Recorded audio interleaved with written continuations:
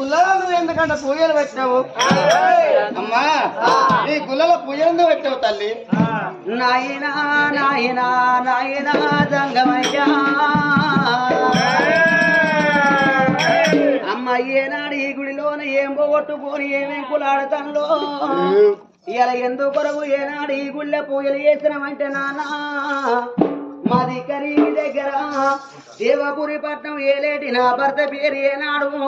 దేవరాజు నా పేరు దేవనీల నాన్న ఎంతో ధనం ఉన్నది డబ్బు ఉన్నది గాని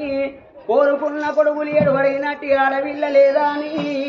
మునిగని గుండం లేదు మొక్కని కూడా లేదు తిరగని ఏనాడు జాతర లేదు నాన్న